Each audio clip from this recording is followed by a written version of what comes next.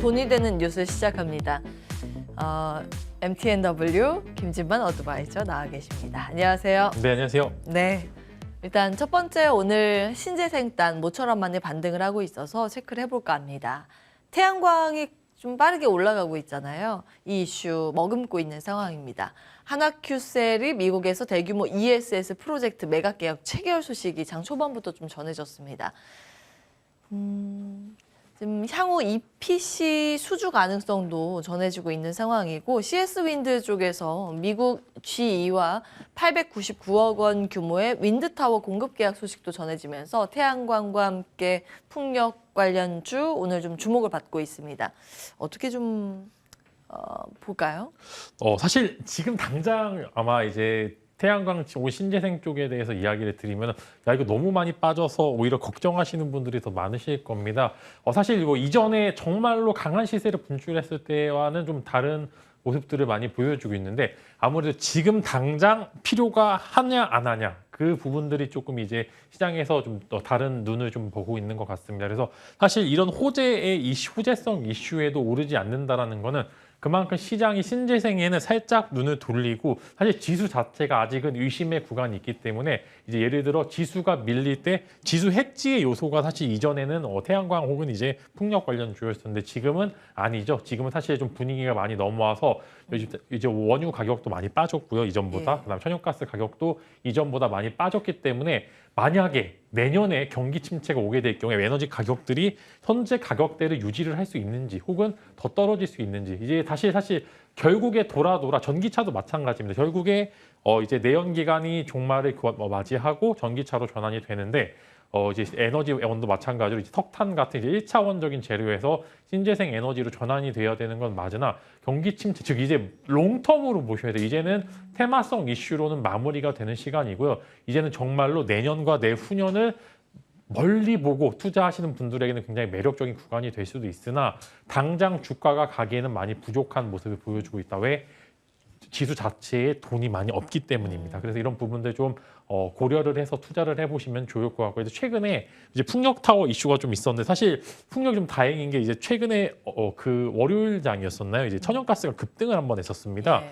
영국에서 또 바람이 안 불어서 전력 공급에 좀 차질이 있으니까 바로바로 이런 모습들을 보여주고 있었는데 그래도 이제 예전에는 이런 이슈가 있을 때마다 정말 10% 이상의 낙폭을 보여주었는데 그래도 다행히 좀 만회를 하는 모습을 보여주고 있고요. 그래도 사실 모아가기에는 적기긴 하나 트레이딩의 관점에서는 적합하나 이제 정말로 이제 짧게 보고 계신 분들께서 그렇게 매력적인 구간이 아니다. 롱텀으로 보시는 분들 정도만 뭐 하나솔루션이나 이제 CS 윈드 같은 대형주 충분히 매력 가져줘서 좋을 것 같고 현대에너지 솔루션이나 뭐 동국 SEC 같은 약간 스몰캡 쪽으로 이제 눈을 돌려도 그래도 관심 가져보시면 좋으나 당장의 수익을 보장해 주진 않을 것 같다. 이렇게 정리를 하면 될 것 같습니다. 예, 느긋하게 길게 끌고 가는 게 가능한 분들에 한해서 볼만하다는 말씀이신데 뭐 여러 가지 종목 주셨습니다. 한 종목 탑픽 찍고 바로 넘어갈까요? 네, 저는 그래도 하나솔루션이 가장 좋은 것 같습니다. 외형적으로 이제 드라마틱한 성장을 보여주었고 그다음에 그 부분들이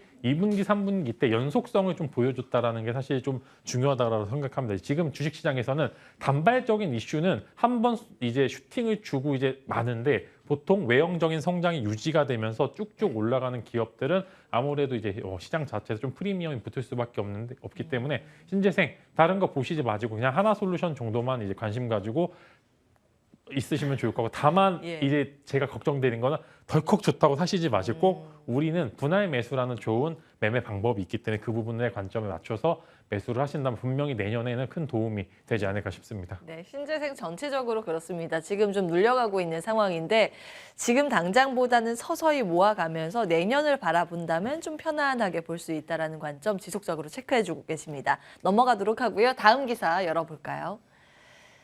자, 이 제약업체들이 폭풍 질주를 하고 있습니다. 식약처에서 해열진통제 품귀 사태 우려에 긴급 생산 수입 명령까지 오늘 내린 상황이고요. 다음 보겠습니다. 우리나라뿐만이 아니라 지금 중국에서도 품귀 현상이 이쪽에서 나타나고 있다고 하고 사실 이제 유럽 쪽에서도 지금 항생제가 없어서 못 산다는 그런 소식입니다. 공장 가동 중단이래요. 전력난 때문에.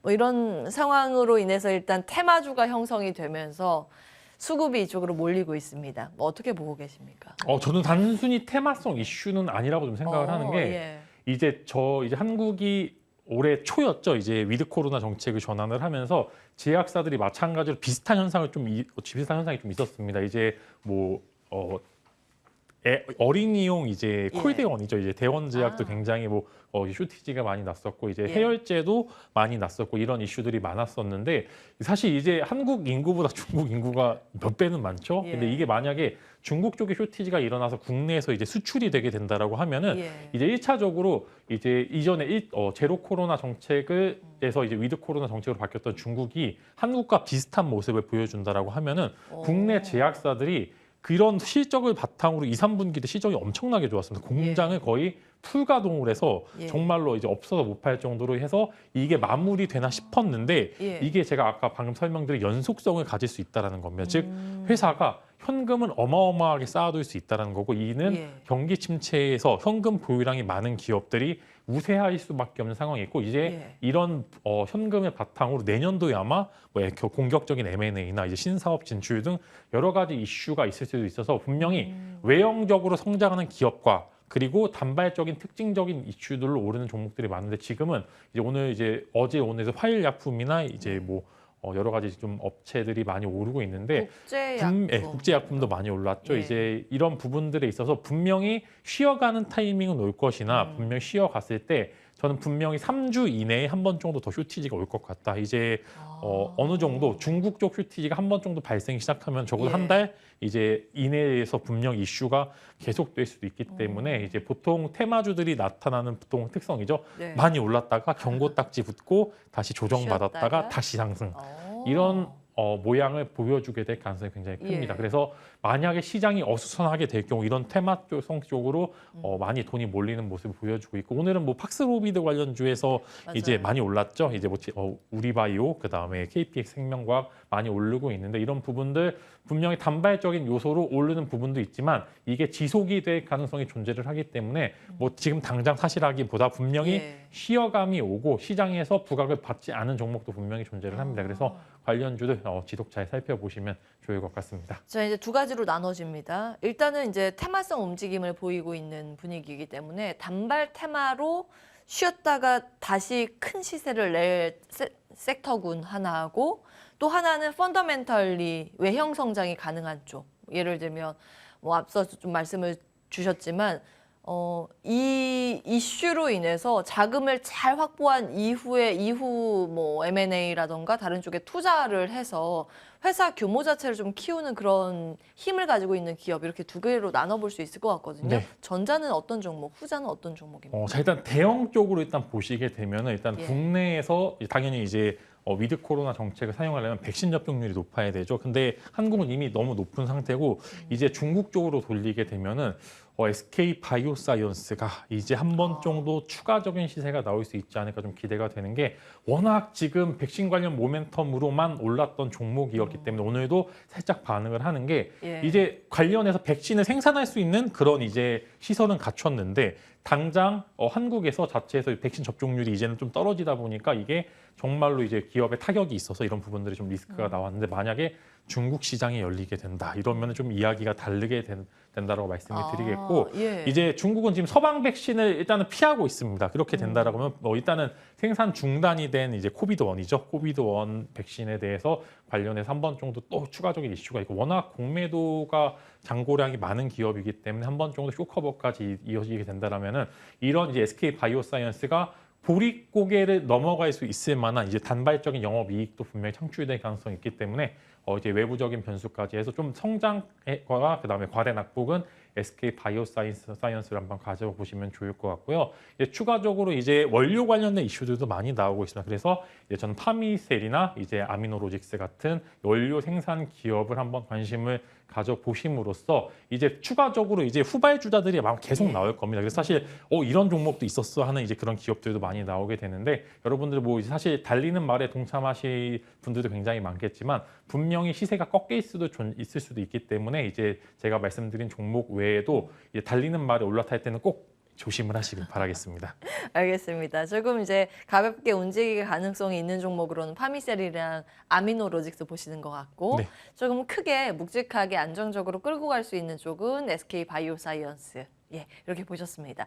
뭐 당초에 한국 백신이 우리나라 시장에 막 많이 풀릴 거다라는 기대감으로 이 종목 정말 보유하고 계신 개인 투자자분들 많이 많죠. 계시거든요. 네, 많죠. 눈물을 머금고 지금 보유하고 계실 겁니다. 그럼 그분들은 지속 보유 의견으로 정리를 해보면 될까요? 사실 저는 일단 단발적인 이슈 혹은 이제 이전에 좀 호황기를 누리기에는 좀 힘든 건 사실인데 결국에 CDMO죠. 이제 삼성바이오로직스나 SK바이오사이언스 같은 기업들은 일단은 내년에도 성장세가 보여줄 것 같다. 다만 SK바이오사이언스 지금 백신 기업으로만 너무 시장에 나타나기 있기 때문에 글로벌 제약사에서 어떤 이제 수주를 받게 되는 순간 아마 확실하게 턴어라운드가 할 것으로 예상이 됩니다. 그래서 지금은 어쩔 수 없이 할 수 있는 게 없는 부분이지만 충분히 추가 매수 등을 통해서 한다라고 하면은 이제 일단 기술이 좋은 건 알겠으니까 이제 수주를 받으면 정말 확 오를 수가 있습니다. 그래서 그때까지 조금 기다리시면 분명히 좋은 날이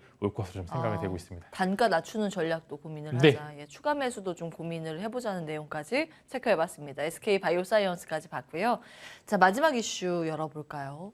폐배터리 쪽 보겠습니다. SK 이노베이션, 성일 하이텍, 폐배터리 금속 재활용 합작법인 만든다는 소식. 사실 이 산업은 아직 시작도 안 했잖아요. 이제 커갈 산업이긴 한데 투자의 관점에서는 시점에 대한 고민도 있고 기업에 대한 고민도 있습니다. 쭉 풀어주십시오.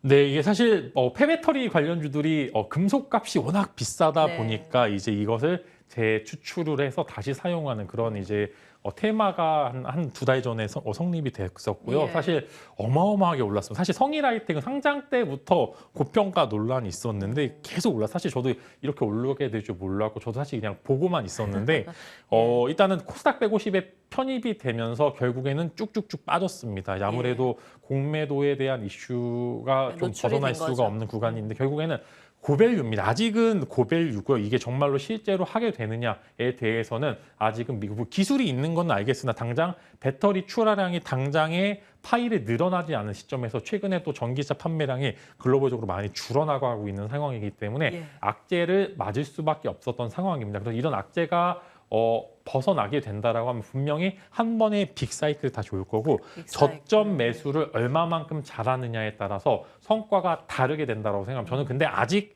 아니라고 봅니다.